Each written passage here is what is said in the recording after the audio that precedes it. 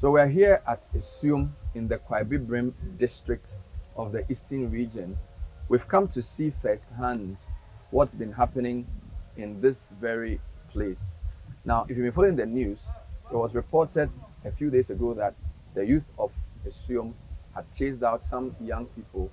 working in Galamsey in parts of their community. We've come to one of the main sites where work had been going on, and I'm here with Nanatu. Nanatu, what have you seen so far? Well, Bernard, I mean, if you're traveling here, we've done, what, about 2.5 hours from Accra to get to the site, actually. But of course, when you're traveling here, it's your typical out-of-town scenery. So you get the greens and all that. The road, not too good. You don't see too much activity while traveling. But when you hit the Kede itself, that's when you begin to see life bouncing or bubbling in the community. So it gets busier when you get to Kede, and then you begin to lose the greenery as well when you get to Kede. So ordinarily, this is what you would observe traveling in here. Unlike the Ashanti region, when you enter, you would see earth-moving equipment, even along the main roads, but you don't see that here. However, what stands out here is the Wellington boots. I don't know if that's caught your attention and what that speaks to you or says to you. A lot of sale of Wellington boots. Exactly, yeah. Well. Now, Kwaibibrim is, of course, Kwaye is forest, yeah. Right? So it wasn't surprising to see the green, but I was still impressed with the amount of palm trees that we drove through to get here. I haven't seen the size of palm I've seen here in different places before. Did that come to your surprise? Exactly, and then it tells you how much rich the area is for growing of palm. And to some extent, the teak that is used for the rubber as well. Then you have some cocoa. So there's palm, there's cocoa, and there's rubber. So it's three of Ghana's most important cash crops grow together in this area. But we are here, and this is one of the sites where mining has been going on. Of course, Asuom has been in the news because the young people say, no to Galamsey. But what we've seen so far, even for you who's covered some of this, it must be shocking, the size of... It is shocking, and it's scary as well, because if you look at the size of this place, and we are being told that this is just one of the sites. And they said it's not the biggest. And this is not even the biggest. This is not the biggest. And this is what, we are looking at about 3-4 football fields. Yeah. And it's really scary. We walked for maybe 10 minutes. Exactly, from where we parked. So we are not really deep. Exactly. We're also told that this place is a place they finished and they're moving to another site. If it were a proper mine, this would have been decommissioned. Yes. And it would have moved to a new site. Yeah. So I don't know what you're thinking. What's on your mind in terms of what you want to find out now that we've gotten here? What are the questions on your mind? I just need to understand what the place looked like before work began here. We're seeing a number of, not necessarily pits, but dugouts. What it means, what it represents. There's water here. Where did it come from? Where is it being channeled? Is there a diversion from a major river? We'd want to understand all that and also get to know, at least ordinarily, if you come here and it's a mining site, the number of people you will see, what type of equipment, machinery you will see here, when are they starting work, when are they closing, and really what type of mining methods they are implementing here. Well, those are the questions on Nanatu Boateng's mind. My name is Bernard Avle. I'm here with Nanatu. A drive into the deep, that's what we're doing. Our first stop is a place the size of maybe 5 football fields in the middle of a forest at Asuom. When we come back, we'll speak to some of the people who've lived here to explain to us what's going on here. We'll also go to a site where they have confiscated mining equipment. And they'll show us what those equipment are and what they use those equipment for. Stay with us.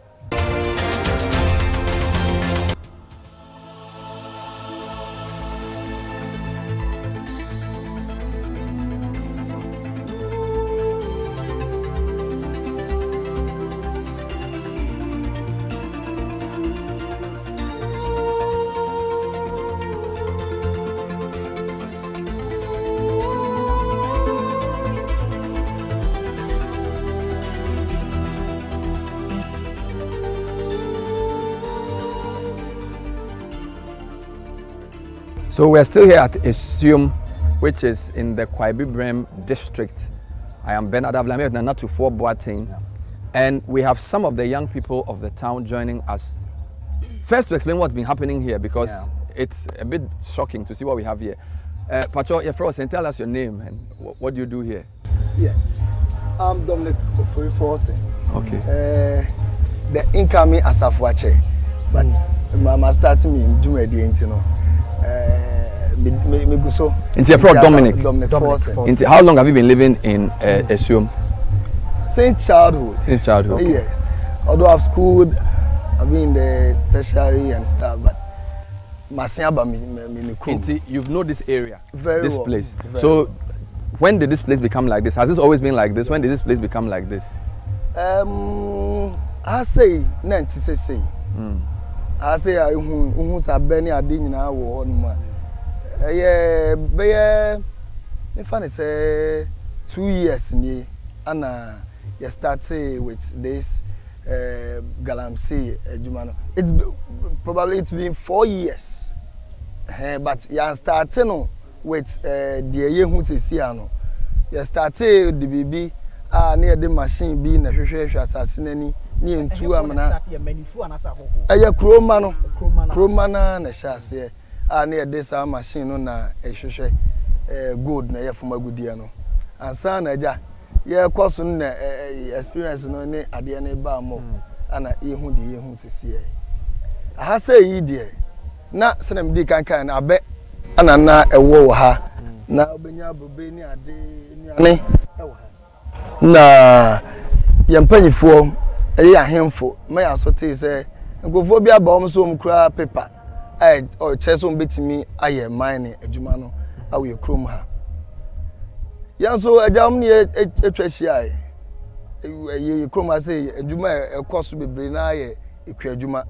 enti I may sorry for me to use this word say the illiteracy it's let's say it's more in Asuom than the people that are schooled enti no yam buy am say more papers me dey na me ni asay mum empanyfo kwhia ho papers no some ma kroma ne hu yo some anam trauma dey so yet and some papers. Some more who quite some big man. And pay money who some the excavators. Trauma. My friend Alovia. Tinaja say umba started sa Alovia Juma. You need paying for boss. The aqua and yamagu aquam. And one year who say, ye crow nanka sanka sankasano, ensure na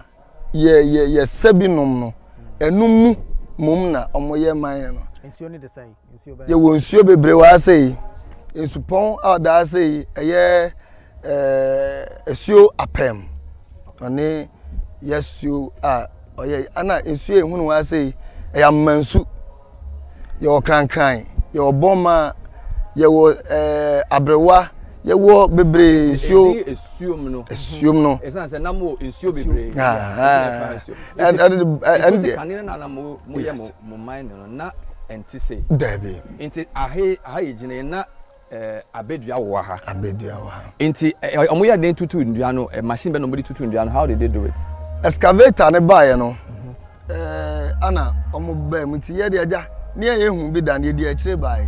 ti wa ni tu ase na excavator si ye na adwuma so mu a akwa to baby so mu a akwa to enti ndua ti say omo akwa etutu ni nyina tu ase me pa cho mu twa mo be hu se de fa mic na no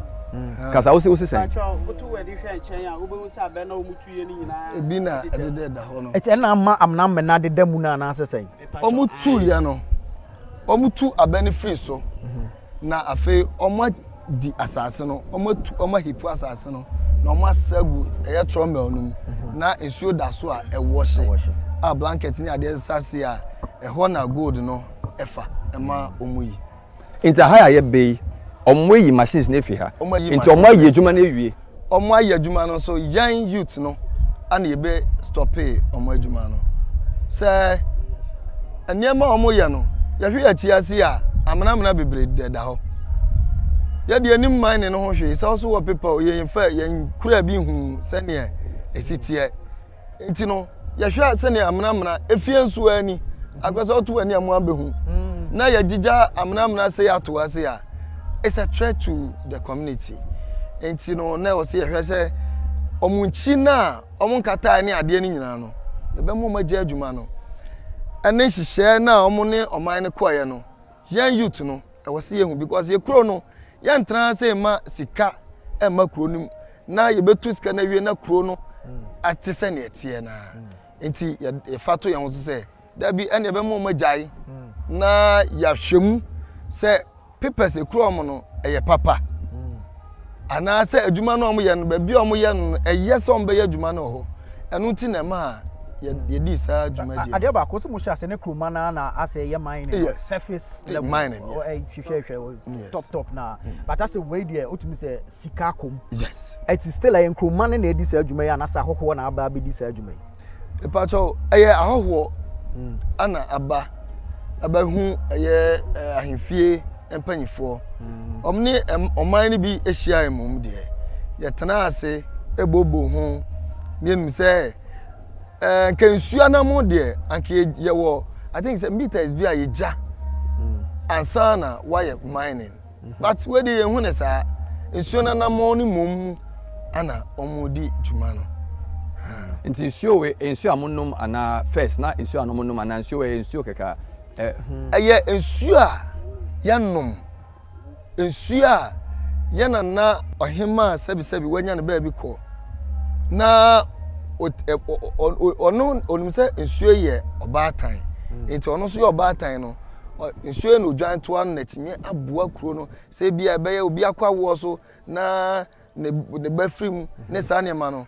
oba se okwapam mu na wadi dwumadi enti ensuo a atrefa se akuafo sanom okotire ase ya akuafo esa enom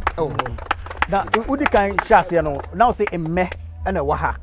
but see ehun say nsuo no ade de musa ti na chese omo hyase adwuma no omo divert nsuo no fi ba bi na be da ha na say omo tutu fam na nsuo na fi fam abasoro akram da say nsuo no niti efi ha ba bi amani kire yi ana eba enti wa hu nsuo eba wasanketi metrenko na obi timi nya bi no omo pedi ayo omo adwuma nti omo sisi nsuo na kwan no nsuo ni ntimi ntini biem nti is it good now nsuo we ekodu River Brim and it's just a separate stream is it a tributary of River Brim nsuo we ni nyina ko ekobo nsuo pon apem emu no so e de ko Brim ene nsuo a nti ba cho ye fro sen pa cho mi de ekoba asem na oka na enokre me pa cho ye enokre ensuo ya asem wo kan kra na metimi aka ho asem kakra me di nwa dance e adanse de ni sen Asuom am se ne ye wo me Asuom na mete me ne akwantu se adwuma me ye no se bi eye kura adwuma na me ye ne nam ya gbegbo spray aye adwuma e wo busi no e fa se edua be edua tosode edua banche se ne ma na se bi ebi konkran ebi konkura kesiem a omudi no ye fa sa ne ma nyina ensuo no yensuo ya ne fa se ensuo no e de bo spray emenya nya saa tosode ne ennuane na ye die no na mom se ensuo we ne yensuo a ye fra na amamensu no efiri har mu se da kro no ma kokosi eye clinic no ejansin ba bia saa ensuo no eda a efiri ho no ma na ba na se besen kobo eye Asuom apem ebo krankran na krankran de efiri am se akọ Akyem abam ekọ abam a esa kwakobo eye bremu na eda echin so no na da kwakoba saa we say ensuo ba ko ye wo adesu ekwan so wo no densu na densu so dia atoto aso akwakoma epo no sabi ye hwe ensuo ya ensuo na ho aye poto a je say ye sabi kra ye de bo spray enam chemicals medin say ne ma na ewo mu no ene ye ntimi nsa ensuo no ene de aye say adwuma no sabi say boto bohosu na ka omo ye say adwuma no kra omo tutu bi kra mfa man no sabi ye hu bibia saa ana omo say no ena me gina hai me wo eye Asuom ye frɛ ensuo ba ko ye frɛ krankran ehonum na me mefu ewo a obi a wo Asuom am sei se o ka se ekwo ba onim ba bia mefu kwadwusam kwan so eda se ehonum kra excavator gina on den a ensuo ba ko sabi ni tirimo den a wotimi kum di pangasa no se ensuo na ehonum na eda ti be kasa asem o ya me nso me man Asuom a sabi me mpanimfo no ewom me kasa na me kasa gina bebi so se enam sa Galamsey na aba no enti se enya nsuo no emfa nye ye bush adwuma no mesre nananom ene se oman no youth let tu ye nwasi wonom se ye se ye beji oman no si wonom de ye Galamsey no ye pese ye tu ase ye enye obi ana ye se ana obi na ema ye ska se yam na mekasa na mom no o me yeska e de be se ebotom da bi sabi me come fo ma na say sorry enye obi na ma miska say mfento aduane ni ana maba ha na me say mesra me sambo action na mo ye last week no na mo nsoro say minus no o betumi ayem bibi because me ate say woko baby a ebi mu ketetuo ni nyamanyama nti mo ye den to me eje omo materials if you omo sem okay that time we dem da say wa kan baby kakra dey na ye course our operation no ahanum baby ejina hai aya brought no o hwe free ahanum say to fear metimi aga just say 200 meters square and do 200 meters and do from how to efie ahanum say ni ekwan bi a na akuafo ne fa o hwe ye chi ahanum say kwa na rubber dua say no aba o krom ahanum say ye beka say company ba ko a ye kese wo ye kwa bibre mansi man say ni ye GOPDC ye mekwa na ye nananum sa ase a eba no omadua omoto men kra guyi edua sa rubber ne bi e wo ho no mo na mom no se de kokoba ne sen ye ko site ne bi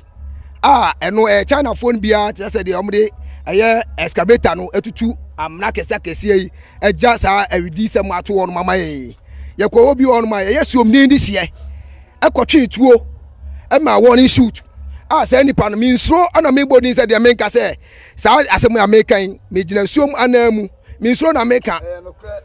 ya woni pa bi won ma ye friend Asoa nana yawo onu we Asuom ni ndi hye ana onu mom e ma won shoot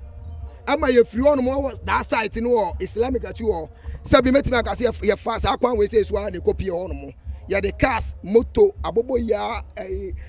pragianum sa ne mare nyina o man na sore gidigidi na mo te say ahen don man he oh adom there at least mentimi aha mani aka kra na don buy at least buy 8 to 900 there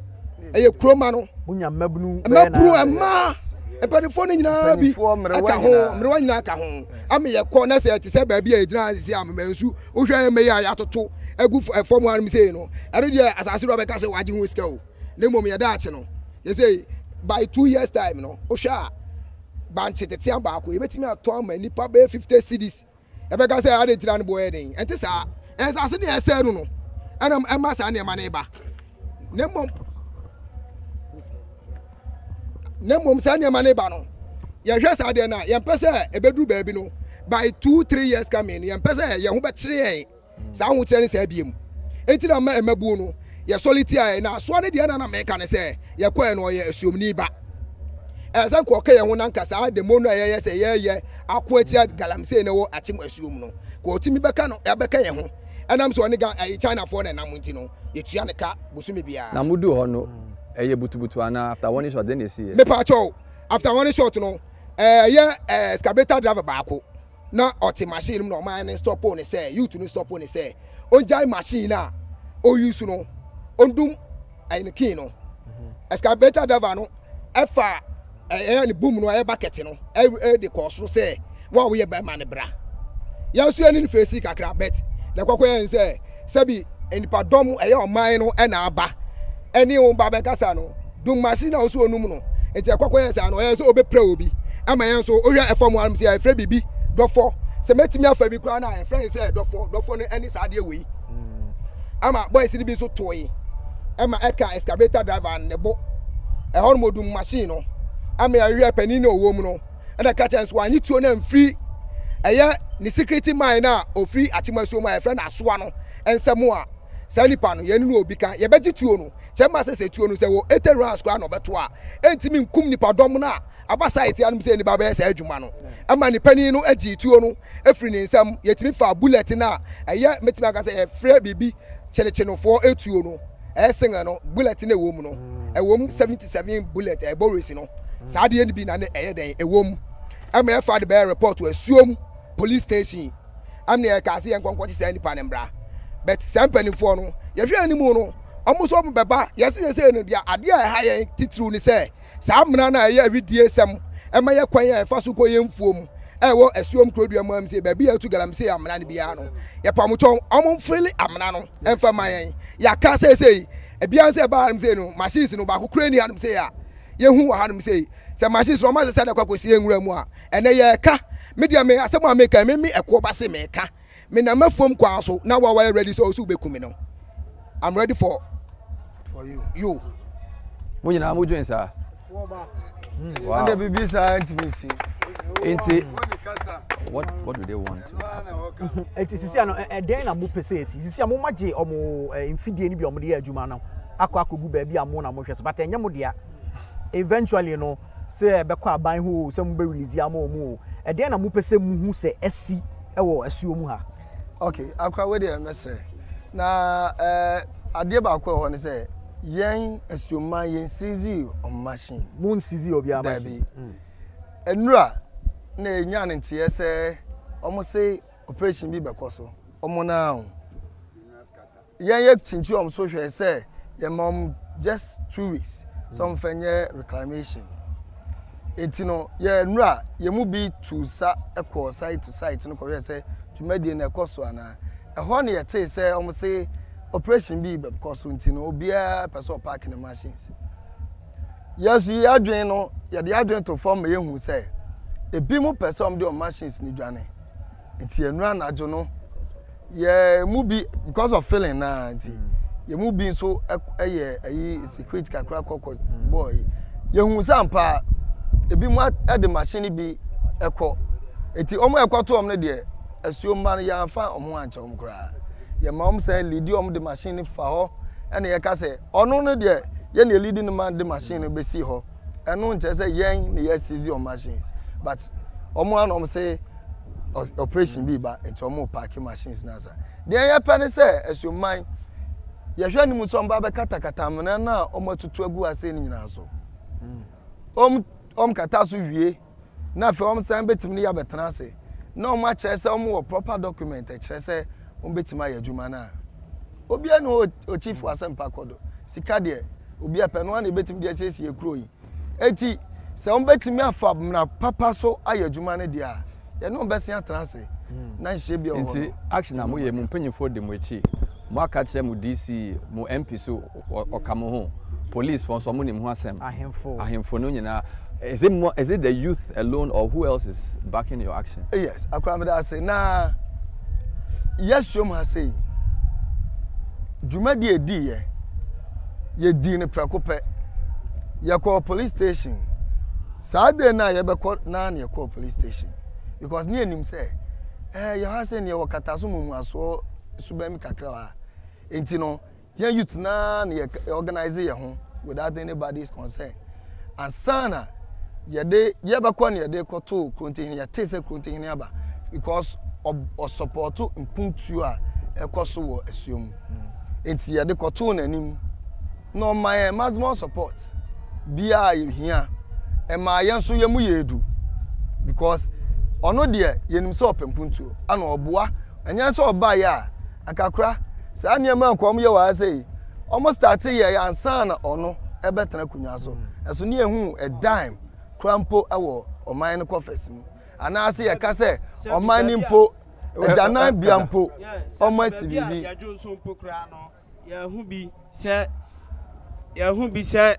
esi efichire baabi ana se toilet bi sesi efichire baabi amoji scanner amo na be 10 no asoma no body guys no makwa akwaji scanner de abre no wonu fie juma we di ano no wodi di every quick time 2019 we ya hwan asem na walking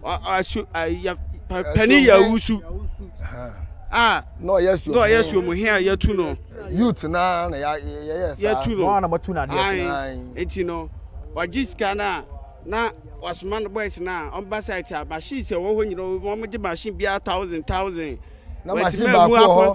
machine ba ko ha friend 7000 eno or register 1500 that was 4 years ago. Yes. That's why registration. Okay. Eti sana ekoso saanti we mu bae na mo share adwuma se so mo bae no ache na kontin he bae no si da bi mo sa asase no se mo sa asase ne de a mo fa adwuma ne nyina to ho no amomra ne anya hye amomra ne anya hye eti omo to nsa frɛ madam na oso kra concession no e ma oba ahefie amina oba ahefie no o ma yeti ase se ode no paper ba kire Asuom pedifo that time no na konti he eni ho buade aponim ni ho ode be kire pedifo no se de ba de na menya makro no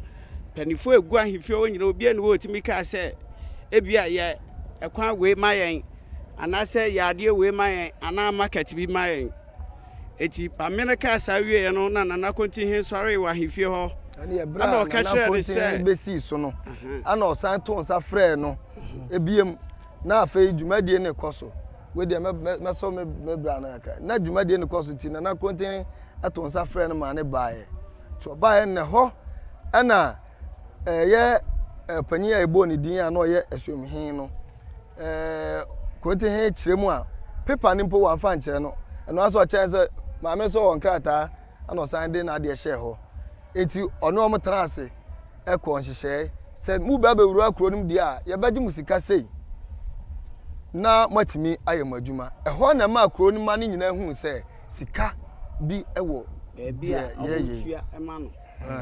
eti ano sɛ sika no ya di aboa asiesie ye kuro yi ya nya kura akro ntihene ba ye hu sɛ ye social center kwan ba bia ye di adwuma ne ade no saa kwan ni nyina kwan no wa ba hyehyɛ pavement blocks apam fie ba bia ye pam kofi na nkasa ho wa ba besi ne farmer fire service wa ba besi me fa sɛ bosomi de yanimu ya ebetimi abia no enura ana fire service for company for buy be ye final check continue na edi sa continue na edi animu police station budu wa mbe hu ye na omusi oto afa hu nyina eti ono no buy ye mai hu se kuayi gold yi kwampa buy se na o man betimi anya bidia ye bibi eti ma yan youth ne de se de all true akwakohwe enkwa de yetimi ntru ni konkohwe wu ti ya so ya de support tanachi so beboa ye kuro no. So I mean basically this has been the conversation with the youth of Asuom who have taken it upon themselves to put a halt to some of these illegal activities that is causing devastation in their area. Where we're standing is about 4 or 5 football fields, and you can see the destruction that has been left behind. We understand that work here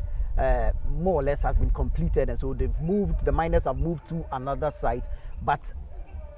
this is the trail they've left behind, the destruction, the devastation that they've left behind. Several pits lying here, the water in them, and posing a threat to the environment, their health, even the lives of the indigenes of Asuom. And if you can hear music in the background, I should tell you how close this site is to the town. Matter of fact, if you look behind us, you can see roofing sheets there that suggest to you that these are people's homes. And so this is how dangerous, how treacherous the matter is. The youth have decided to clamp down on some of these activities, and their demand is that if indeed these miners have permits to go ahead and mine, then they should do it properly and ensure that they do the reclamation of the lands that they mine on. And of course, it should be well structured so that the level of pollution is reduced, so that they can go about their lives, their daily lives, as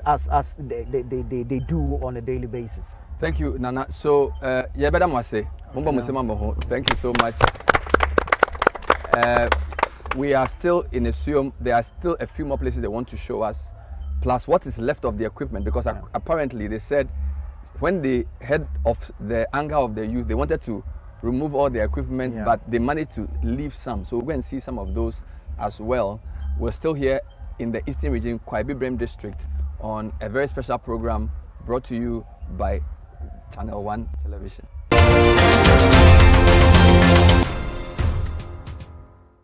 We are still here at Asuom in the Kwaibi District, pursuing the story that broke last week, where youth and community members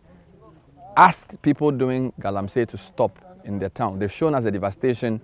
a few kilometers, probably a few kilometers away from where we are now. This is where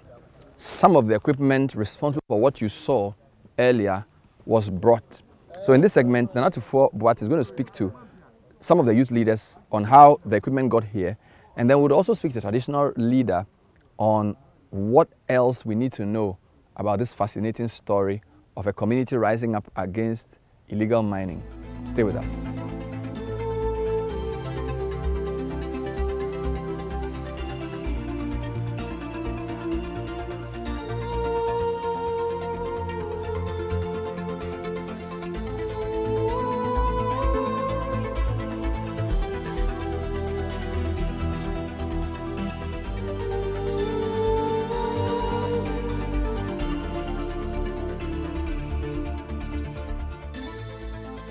From our earlier interaction, we were told that these illegal miners had moved some of their equipment from the site. Some were even attempting to move or ship out the equipment from the community, but the timely intervention of the youth had them stored. This is because the youth are demanding that same equipment that was used to destroy the land is used to reclaim the land. And so we've come to the site or the area where the equipment are being kept. I still have the youth leaders here with me. I want to find out, first off, how many of these equipments and what are the variations, what are the types that have you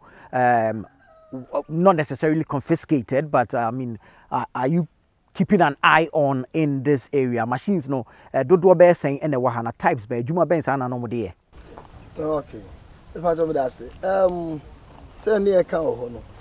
We mu ne excavators na the two form no. Yem no. I can na we are no the two. We na so no science me de kata omuna nso so. Nti we ya machines are 10 and the was is here and run the 2 ebeka ho omom yes omo dwan ni ti e dey share a chisa eti we the machines na the 2 form agudie no eti we ni sa ni so da so na washe ti we na bam na no we na bam na no okay kwame so mo fa de ba ha na hwan po asase ni akwanya ben na mo wo se mo de sa no ebegu a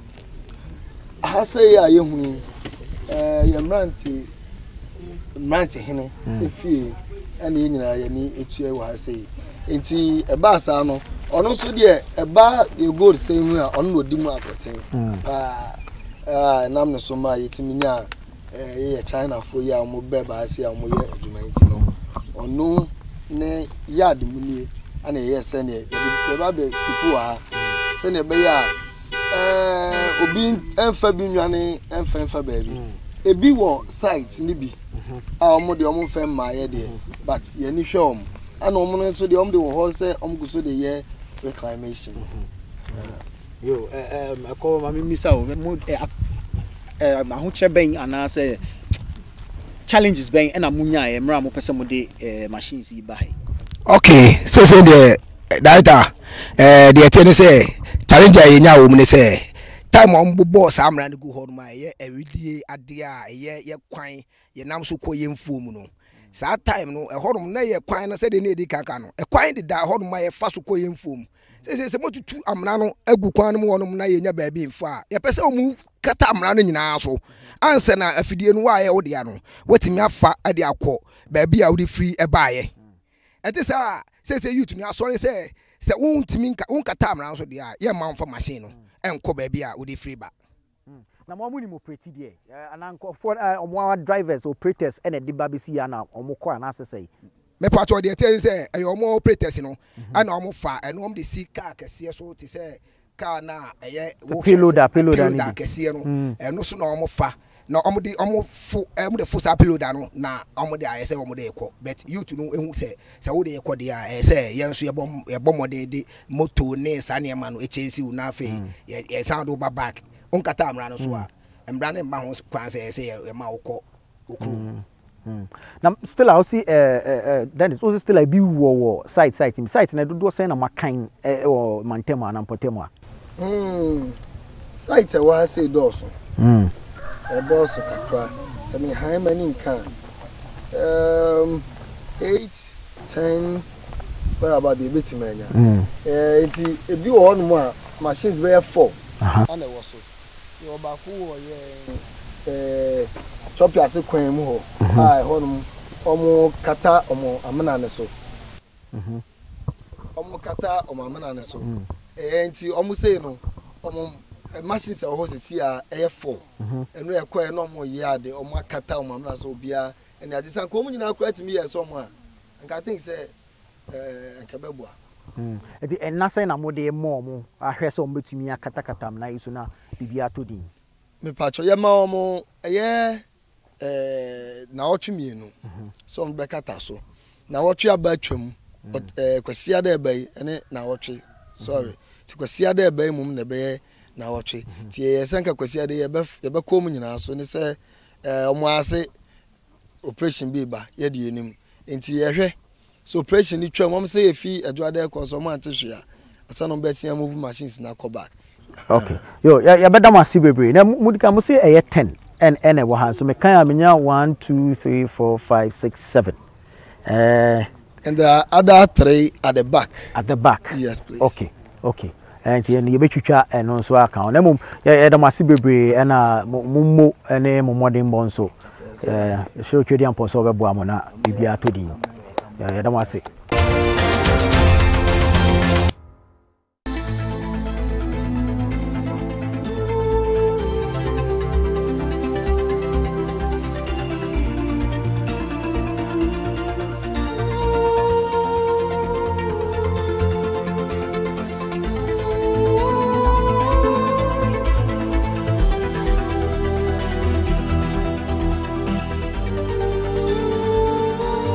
We are still here at Akyem Asuom in the Kwabibem district of the Eastern region. We are here at the residence of, we're told, the Nanam Mrantihini. Is that the right title? Yeah. So what does that mean? Me am Mrantihini, me wo Asuom Krodium ha. Your friend Nana wa bafo.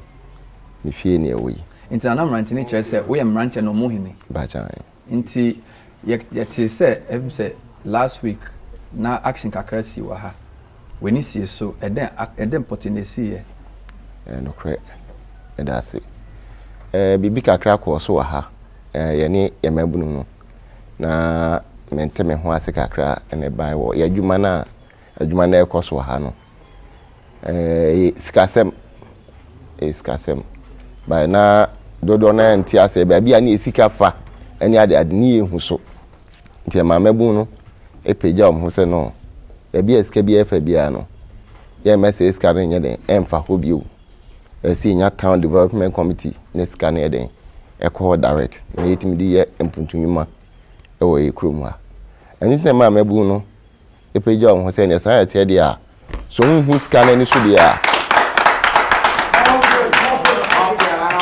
so hu sika no ni so dia ene ne ye bekọ akostop adwuma no ni invite minus ni nyina na obi odeka ene obi a ebi oba ye ne ye nhehya wontu ya ebia no ya hye no amanetu ya na obi enso a wadi dwuma na chakwa animu a onkata na mna so no ya hye no amane mbre na odi akata na mna so enti na ma se dwumadi no ekoso Nti atreses ansa na minus ana edwumayefo ne beba kro ha no ekro ha mpanyimfo nim som beba ekyeremu papers nti enye se omo de sum na eba be yedwuma omo ba munim so mba be yedwuma nti enye se omo ba illegally but emo no se na omo amfa sika mamo ena se na omo se yedwuma nti na mrante no bufu ye eno ne asem no me pa cha no kure se yenim pa yikrum mpanifo nim se your concession ewa ha omo ba be yemu adwuma nti e wa mri bi so and on buy say on person mo ye adwuma ampani ampa adwuma wa wa tu ama adwuma no e sha ase kakra na na sign break you say no ma be krum ha yin hu hwe ana ma start adwuma e be am nyaim la ni enye hyehyɛ say be ya benya bi e de impuntu nyuma wo kro mu ampani ampa ye ton safro mu nyina am buy am ye free concession na e buy nyina edom nkrata be kire am ye nhyehyɛ amwa omugitum se ombetua nti na emu ohye ti spread ma se every week bia na se wa hwe wo ho odin a na watua omuso di ose ye ebo modin etuatua sika na asat na make say dodo na atu omusika na wie aka contractor ba ko no kura no se da na yekodi na aka ni sika 60,000 or 50,000 ye den e buy ama aka ni 10,000 nti media minimum se ne course ne de sika no ba bia na emfa na magbunu ni hu enti na ma se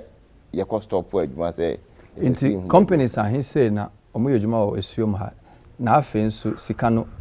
hina na omutua sika ne ma that's it company no ebi ajaiko ebi ye adwuma na ba bi sample no emwa wom ye ba bi tise suma akum wajai adwuma kɔ ana yo baabi te sɛ kwakuta bi hɔ ɔno nso agyae kɔ bebre na agyae kɔ na ba ko nso ase a ɔno nso wajai kɔ ti ɔkɔ nso no watua ne sika nyina awie dada na ebra sika tua na ba so no medikan kas ne town development committee a this scan eden ɛkɔ mom didi omudwuma nti sika de ba town development committee no ana sika no kɔ hɔ actually ana daniel sɛ okay nana ani ne krontin hitena ase sɛ no sesei sika no sɛ me Asuom he mini hɔ de a ɛne etimi kɔ krontin hɔ na dwumadi bia so modidi no omodi edi nti edu baabi ne sika no start kɔ nana krontin he hɔ na ɔde yɛ mpontonwuma okuro no na emom ne na ɛfa kyire baabi de me na menim ɛno na ma magun no ɛsɛ mom nti ase MSK bi ɛmfa baabi ebio sɛ sika no nyinaa no yɛhu sesesei omudi akyire ne bɛba bia no nyina edi akyire akɔ committee ne hɔ akɔ handle sika na mom no mo adi akyire hu sɛ yɛ mpontonwuma nti wentwe na esi nyinaa no esika asɛm ɛnyɛ sɛ mining company sɛ mo asase sɛ mo kwae na ha mo sika no ntia na me de me hu ni sɛ sika hu sɛ sika na akwa ani diem nana ani diem youth no ye kɔ hɔ enye sika nti sika ne secondary matter de kɔ nti a kɔ stop adwuma ne nyinaa ye nsuo na ɔmo sɛ na ye kɔ nyina sa ne ka kyerɛ ɔmo so ɔmo fa document papa so na ma kyerɛ sɛ ampa mu wɔ document kyerɛ sɛ mo bɛyɛ adwuma na and sika sɛm ne de secondary matter okay wait a minute atinana wasempa yo me da ase nsuo asem na oka no no kra ha ni nsu kase bi eda yenu nsu kase bi eda unse okọ ba bi te sabo musu a ye obire mu da ho a utimede wa utakotum bo nsuo be adwuma aha ni bisa nti e ba no yenya na hand machine etutu borehole edi adwuma no nti ye de machine atum ebo nsuo ni ba ne ba ye twa dam na nsuo na betem ni ai no recycle ekwa eba na ni tia na ye san bo ediko yini nsu kase bi eda ha ye twensuo ni frame ma borehole ani atutu betimi ni makwase o aha kra ye o makomako be 6 ai 2 nti mutu borehole ebo site but ade am di me ko hu ye no say na assassin say no wuntumi fa assassin nya hwe biom because omo to tokro abedua na say I hona ye chaka nti me nim say borehole na ye ko hu ya na say I mean borehole ho say minu ye obegina aka say ekra ekira akra no obedi madanse ya ye makomako 6 a ye 2 a me kra ma kire wom say ewa ha ana the nurse yi so esoro ha ye ba site na ekoye no me bia adwen na nkoso se me osoro sei na me tubo ho a ensuo na ho a ubie ba sei etimi oto aso bia enya ensuo ni bi ebi okrom timi bie ma ekwan ya fam ko no etsuo timi twi fam ma emu nyina ye pacha but maybe something say omo ba be ye adwuma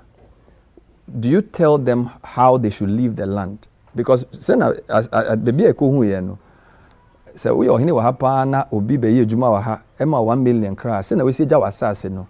menye sure say sa 1 million na be ma kra no e betumi etua the distraction away was asase ne so opani ana make say e kan emra ho a okọ baby eko ye adwuma obe feel ansa na waja ho na nti a ema omo nya feel ni ensu na asem no medikan kan say yeni nsuo bia da ya twensuo ni frame se ayi na omo atwa no recycle na omo ye no nti omo ye adwuma ko nyina na nsuo ne yeden edi omo achi nti se no peso oje adwuma se nsuo na eso bia ni nyina maniko ansa na watimi yeden akata so enu nti na omo jai se ba bia nsuo ni tata se omo betimi da yeden aye adwuma na so omo jai adwuma na omo be bia ni nyina se nsuo omo bia ni nyina na eko no watimi de anyana kata banana yeko site no yehu cocoa dua yehu rubber yehu abe sa adwuma na mo so mo ye no wo hwa adwuma papa because machines a mo de akọ site e na se na omo san ja site ho no so yo hini wa ha pa to me ma obi be ye adwuma wa ha enye adwuma na mo yo I mean so obi hwa ade wo TV so pa wo hwa adwuma papa mining type a mo ye wo ho no is that proper way opinion na make say adwuma ni enye nwi ya unhu na ni so okay metimi do akọ site bi ye du okra abeka se bi a ye enye adwuma obeka sasate na ya like ya dani ani say pese ma no ase so dua de na wa dani ani say ebe top soil ni beba yie no metimi do akọ ba bi sese ama wakọ hede wi a ya adwuma ho afele obeka se enye nti adwumayefo na omo ye se adwuma na different po na ebe omo ye adwuma na omo na ebe say aye me no ka say nra me no ebe di madanse a omo akọ ba bi omhu de wi omo afele na omo me wo phones no frame me mete so omo ka say say ne waye we di waye adepa waye fele ne fine but ofele wi kra say nsuo na say afi nso no edua na wetutu no ondua no biom the palm trees have been removed the rubber trees are cut into say ofele from the kra assassin no he won't get it back obenya ana me che say se nyamo ble a kamdo be ko ba bi na wa hwede wi a ya adwuma afele nti eye ehye ni eja se ebia asase we opani we dia se metu ni nyina eboma ebe yira nti yetu a ba bia ye ntu no ye di danger bo etire ye di danger bo etire ehun se utu akosi ha pani we edia ni eja se ehye no nti ye fele a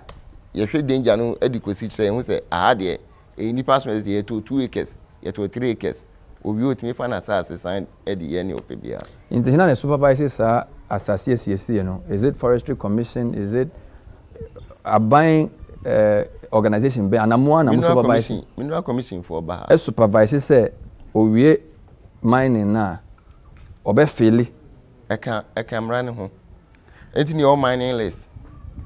what I say but insure na ye hwe no ekwa kodu brem nti ayi na ye brown na sa brown nso no osiesie no oye den siesie nso color nso ka ho na me ka se me mum de ha de nyame anu kure ni me se de hu nsu kese bi e da ha se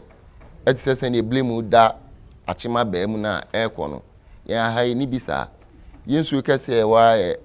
apem no ba no de ya na sa apem no eko join ni nsu de sese na nyame bo nsu de apem no eko ya nya dwuma men apem no nti nsu ne hu wo site na eko ya no nya river eda fa hin ba cho mimi me anu de eda say no lo kwan no eho ba eho de obi enko ho eho de yen nya adwuma yen wo sei nti so obi adwuma wo sei na asay na ba enyen yen wo sei nti wo sei yen a wo pa che say the people that the chiefs have approved how many papers have chrem ana wankasa wo ye adwuma ni bia na say company ne ba e the paper chrem e ma woman the right to work chechemu ye ne chen say ana me ka say me yam lantin hin e wo kuro yi mu adwuma bi e koso bia me so me di mani kohwe ehu ne ba company nya wo de koso enya media na company nipa oni akro ben na oni company no a season no omo fi nfa okay omo free Ghana he ya omo fi ba omo fi Asuom ha omo fi Eastern region na me nim se o free Ghana na adwuma ye fo omo fi na adwuma ye fo free Ghana he ya Ghana fo omo ye adwuma abrofo ka ho abrofo ka ho bi wo ho a omo na ye servicing ema se excavators no okay he say crying any Ghana obi aka say government ma Galamsey and stop it because yensu say yakwaya say until say ebedu period you be recover all the lands sa campaign no udwen ho say a good message aban no on the licenses nemeti me licenses saban na licenses no say ene me hu say nyoma ekos no say o man no timunya ya me ameti amini ano me ka say bia me service me interest am nyanti no ese chenchi na aban si enyai ye be ye force me ni say to me no it aban si enyai a ye jai so no asan ma kwan si enya ye na mo ankasa de mun dwin say si ejai opani na me che say me obi okura ne nkrata ekura ne bibia me ntimi nko stop na adwuma because me anyam na me man license. But say assassin na mumu dia. Assassin na so na mumu dia. Nti se mutumi ka say mum pese obi ebeye man wo mu kro no so a. Say abanti. Me pa che no kre. Ebi asisi ba bi bebre enya hanko a achemasu na afo. Eba ani eso mo mpe. Me mani hu say soldier for kre be gina mo achi mo ye adwuma no. What I say soldier for be gina mo achi e mo ye adwuma no. Enti so bi kwaje ne licenses if aban ho tuatu and bi area me ba Martin say yes asase ani na ye odia ase ya ban dia sa na me de me Martin no enti e ho no mi ni to mi bia asase meet me Asuom kwan say me mo nya adwuma nya me ya say mehwe say maba me kuro mu no me so menya ne pa bi ama me kuro no na ma wi akata ya mram na nyina so aye den ama ye ne yatimi asan dia e bi foforo mi ntimi stop na adwuma. Ebeda wase nana mrantia hene bafo ewa. So there you have it. We've spoken to some of the youth. We've seen the excavators. One of the chiefs is explaining to us from his perspective what happened, essentially saying that it's not just a disagreement about the environment, it's also a misunderstanding about development and money, and the fact that they feel that the companies are working and making payments, but they can't see any development. We'll leave it here for now. Thanks for watching this special edition of The Point of View on Channel 1 Television. I did this with Nana Tufo Boateng, especially. We'll see you next time. Bye-bye.